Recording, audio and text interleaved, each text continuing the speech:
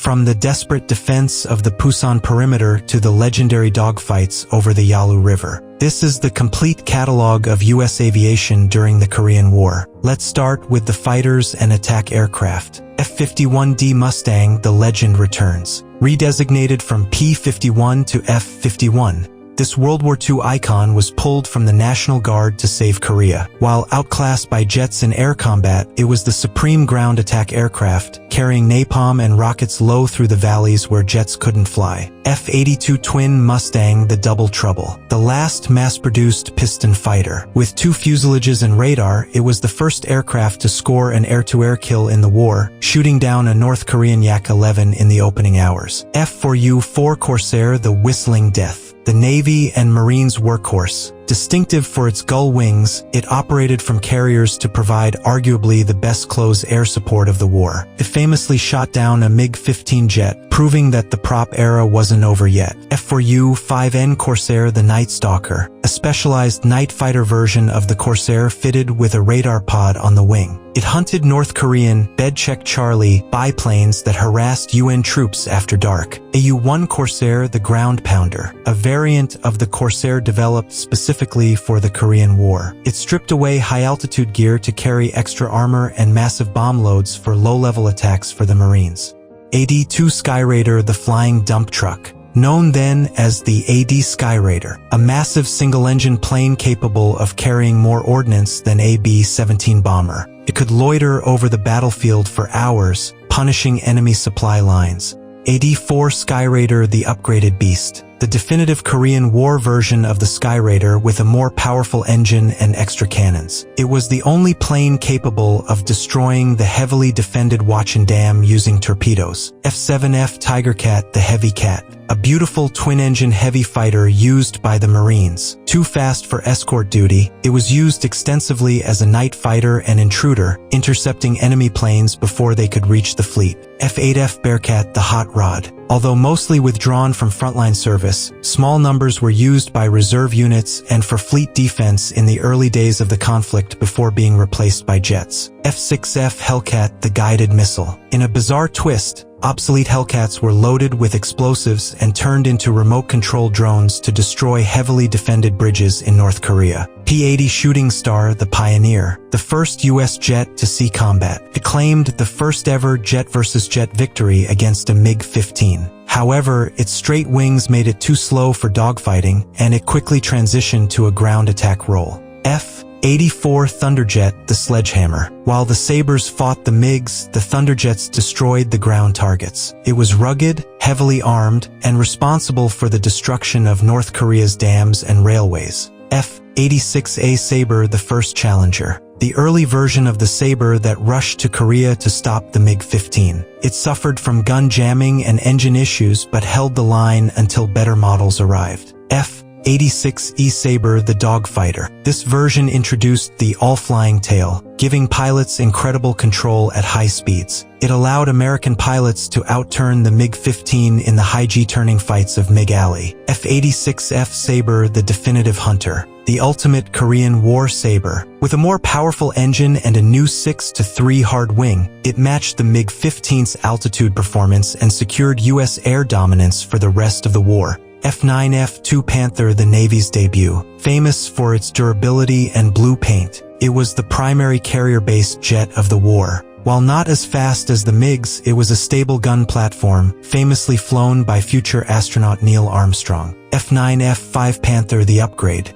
A more powerful version of the Panther. It became the backbone of the Navy's strike force, pounding inland targets and bridges while enduring heavy anti-aircraft fire. F-9F-6 Cougar, the Swept-wing Answer. The Navy's response to the MiG. Essentially a swept-wing Panther, it arrived in the final months of the war and flew combat patrols, though it saw little action before the armistice. F-2H-2 Banshee, the High Climber. A twin-engine carrier fighter that offered better performance than the Panther. It operated at high altitudes, escorting B-29s and conducting reconnaissance missions deep into enemy territory. F-3D Sky Knight, the Night Fighter. Willie the Whale. Ungainly and wide, it carried a massive radar system. It owned the night skies, scoring more kills against enemy aircraft after dark than any other type. F-94 Starfire, the Interceptor, the first U.S. jet with an afterburner. Arriving late in the war, it was used to protect airbases and intercept night intruders, using its speed to catch what others couldn't. Now, the bombers and patrol aircraft. B-26 Invader, the Night Intruder, a fast, twin-engine light bomber from World War II. It roamed the North Korean supply routes at night, hunting trucks and trains with its nose-mounted machine guns. B-29 Superfortress, the Heavy Hitter, the atomic bomber of World War II, returned for one last fight. It flattened North Korean industry. However, it was vulnerable to MiG jets, forcing it to switch to night bombing raids. B-45 Tornado, the jet bomber, the first operational jet bomber of the U.S. Air Force. While it saw limited bombing action, it was crucial for high-speed reconnaissance, mapping the peninsula for the UN forces. RB-50 Superfortress, the Spy, an upgraded version of the B-29 used for strategic reconnaissance. These aircraft flew dangerous missions along the Soviet border, often being engaged by Soviet MiGs. PB-4Y-2 Privateer, the Sea Sentry, a stretched version of the B-24 Liberator. The Navy used it for long-range maritime patrol and Firefly missions, dropping flares to illuminate targets for night attack aircraft. P-2V Neptune, the Hunter, a modern maritime patrol aircraft. It was used to mine North Korean harbors and disrupt coastal shipping,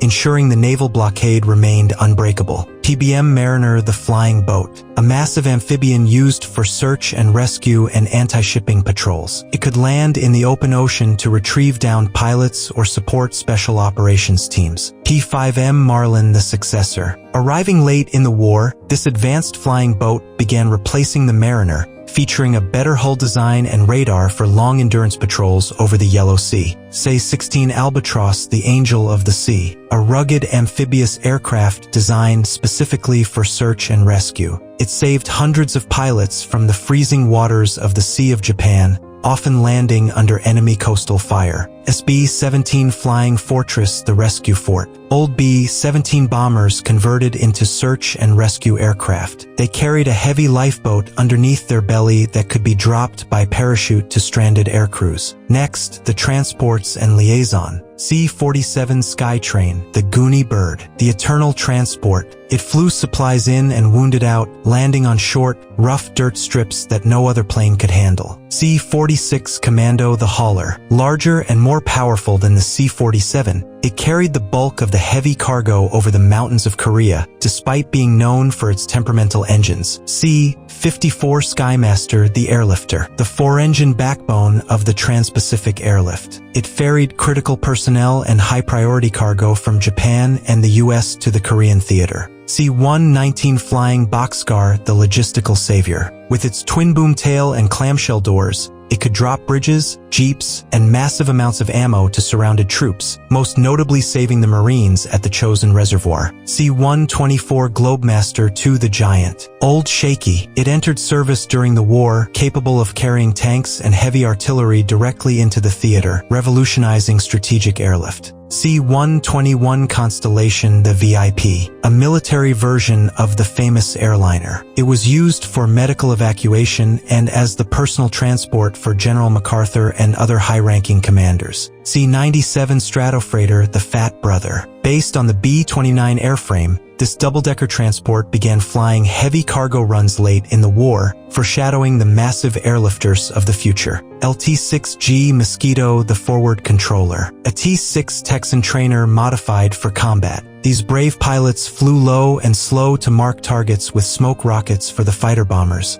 often drawing heavy ground fire. T-33 Shooting Star, the Jet Trainer, a two-seat version of the P-80. It was used for reconnaissance and to train pilots in theater on the nuances of jet warfare before they stepped into a Sabre. L-4 Grasshopper, the Spotter, a fabric-covered Piper Cub. It was used for artillery spotting and short-range liaison, operating from roads and rice paddies. L-5 Sentinel, the Flying Jeep. Faster and more robust than the L-4, it was used to evacuate wounded soldiers from the very front lines and deliver urgent messages to commanders. L-19 Bird Dog, the Modern Spotter, an all-metal aircraft that replaced the L-4 and L-5. It offered better visibility and performance, directing airstrikes with pinpoint accuracy. L-20 Beaver, the bush plane, a rugged utility aircraft capable of short takeoff and landing. It was used to ferry generals and supplies to the most inaccessible mountain outposts. Finally, the helicopters.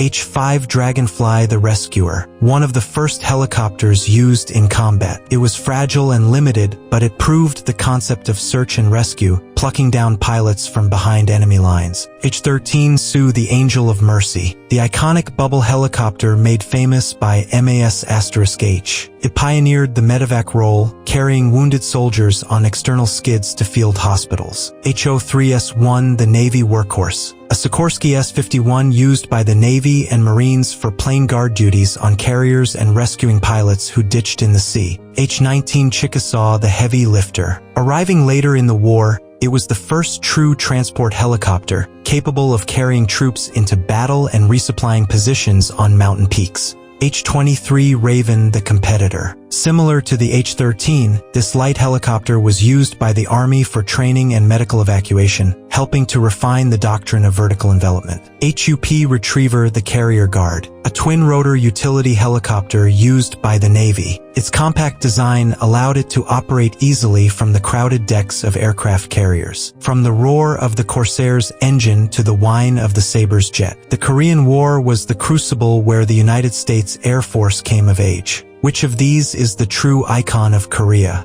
Let me know in the comments.